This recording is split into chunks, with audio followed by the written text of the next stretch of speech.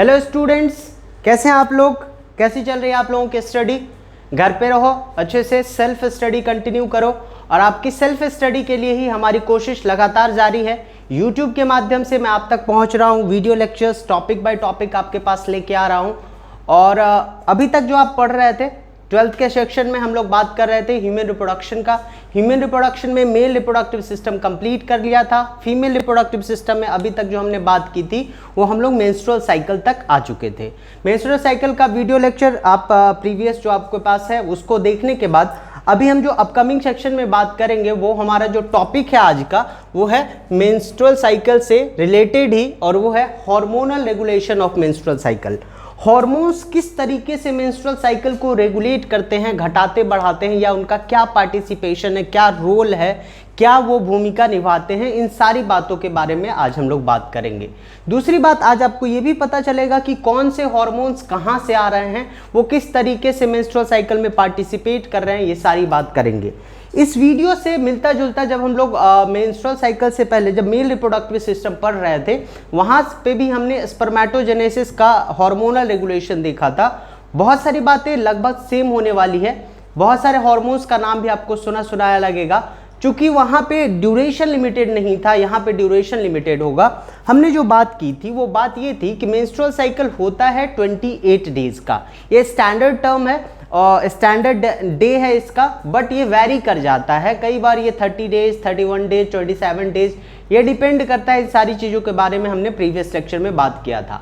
आज की बात ये है, हम लोग हार्मोनल रेगुलेशन में भी मेंस्ट्रुअल साइकिल को 28 डे कंसीडर करके ही बात करने वाले हैं। ठीक है, तो आइए सबसे पहले हम देखते क्या है कि हमारे पास हमारा सेठ जी, जो हमने पहले भी बोला था कि एक सेठ होता है और एक मुंशी होता है।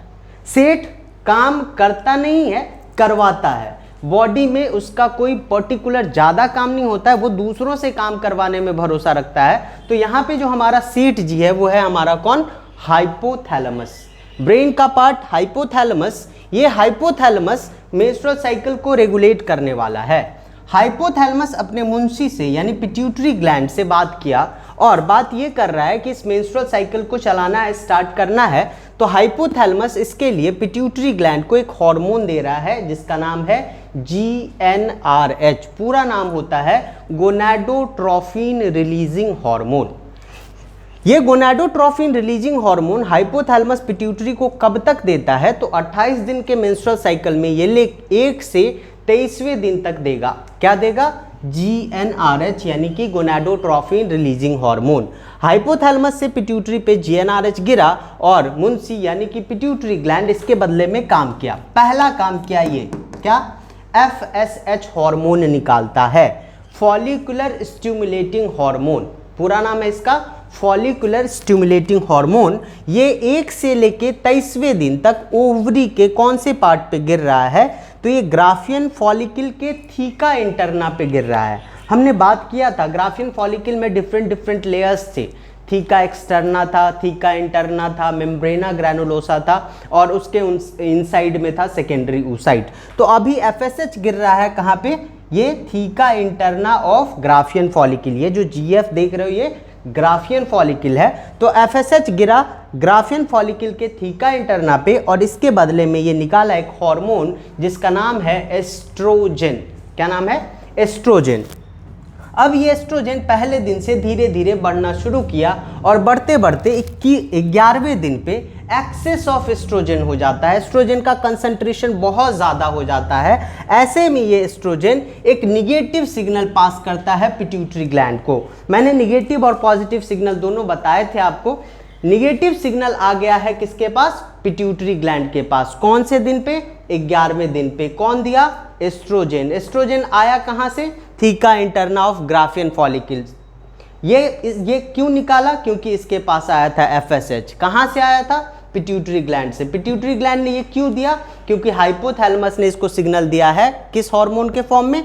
GnRH के फॉर्म में। तो 11वें दिन पे जब निगेटिव सिग्नल मिल जाता है पिट्यूटरी ग्लैंड को तो पिट्यूटरी ग्लैंड अपना दूसरा काम शुरू करता है और ये निकालना शुरू कर देता है FSH के बाद LH हार्मोन यानी कि ल्यूटिनाइजिंग हार्मोन। FSH गिर रहा था ग्राफियन फॉलिकल पे, अब ये LH गिर रहा है ग्राफियन फॉलिकल पे। इधर से FSH गिर ही रहा था, अब LH भी गिरना शुरू हो गया ग्राफियन फॉलिकल पे। 11वें दिन से 14वें दिन तक ये LH गिरता है ग्राफियन फॉलिकल पे, और 14वें दिन पे LH सर्ज नाम का एक प्रक्रिया होता है। LH का लेवल बहुत हाई हो जाने की वजह से ये ग्राफियन फॉलिकल रप्चर कर जाता है, फट जाता है, और वहाँ से सेकेंडरी oocyte निकल के पहुँच जाता है कहाँ, तो ये फैलोपियन ट्यूब के एम्पुला में पहुँच गया। यानी अब ग्राफियन फॉलिकल बदल गया है फटने के बाद, जब उससे सेकेंडरी oocyte रिलीज हो गया तो ये बदल गया किसमें, कॉर्पस ल्यूटियम में। यानी ये LH अब 14वें दिन से किस पे गिरना शुरू हो जाएगा, तो ये गिरना शुरू हो जाएगा कॉर्पस ल्यूटियम पे, और 14वें दिन से 23वें दिन तक ये LH गिरता रहेगा कॉर्पस ल्यूटियम पे, और इसके बदले में भी ये एक हार्मोन निकाल रहा है, इसका नाम है प्रोजेस्टेरॉन। हमने बात किया था progesterone is the hormone which is essential for pregnancy, that's why progesterone is also known as pregnancy hormone. याद रखने के लिए P for progesterone and P for pregnancy. अगर प्रेगनेंसी होनी है, उसको कंटिन्यू करना है, तो ये हार्मोन चाहिए ही चाहिए। अगर कहीं पे भी फर्टिलाइजेशन हो जाता है तो ये प्रोजेस्टेरॉन टिल द पार्चुरेशन लगातार बढ़ता रहता है, और through out the intrauterine life उस फीमेल की बॉडी में प्रोजेस्टेरॉन का कंसंट्रेशन बढ़ता रहेगा।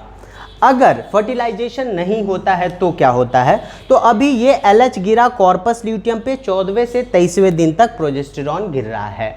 अब ये जो सेट है, इसको कैसे पता चलेगा कि प्रेगनेंसी हो रहा है या नहीं हो रहा है, तो चूंकि ये प्रेगनेंसी हार्मोन है तो ये प्रोजेस्टेरॉन पॉजिटिव फीडबैक दे रहा है हाइपोथैलेमस को। कब तक, 14वें दिन से 23वें दिन तक हाइपोथैलेमस के पास पॉजिटिव फीडबैक आया। अब जरा ध्यान से प्रीवियस लेक्चर को याद करोगे तो मैंने कहा था कि स्पर्म 4 से 5 दिन तक जिंदा रहता है, जबकि सेकेंडरी oocyte 2 से 3 दिन तक।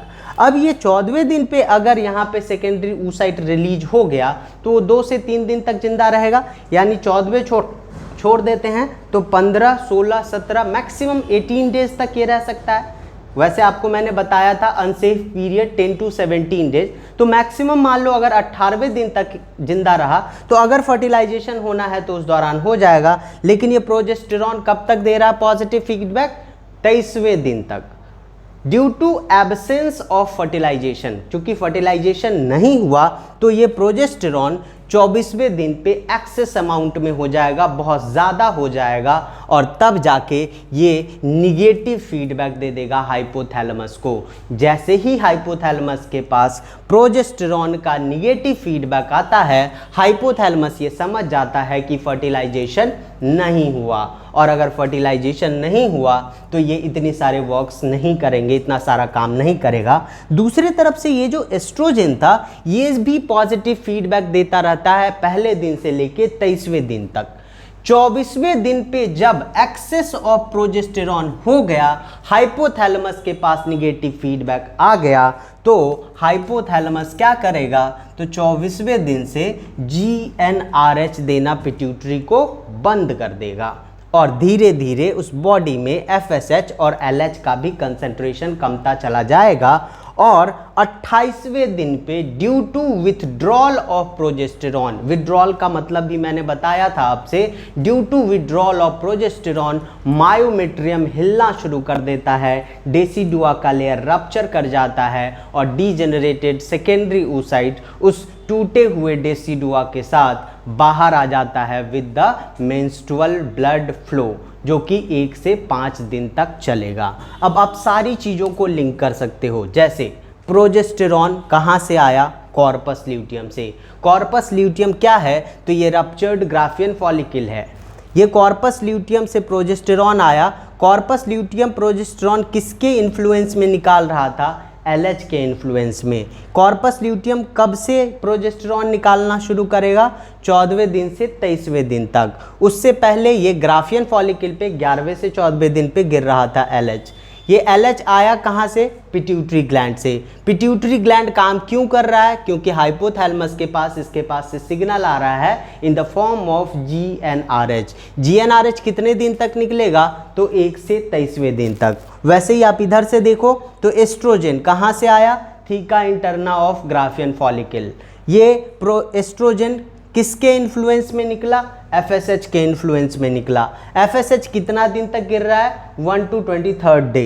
FSH आया कहाँ से? पिट्यूटरी ग्लैंड से। पिट्यूटरी ग्लैंड वापस से क्यों काम कर रहा है? GnRH के इन्फ्लुएंस में। ये कहाँ से आया? हाइपोथैलेमस से। GnRH कितने दिन तक निकलेगा? 1 to 23rd डे। जो सबसे इंपॉर्टेंट चीज़ है वो ये है कि ये LH का निकलना डिपेंड करता है किस पे?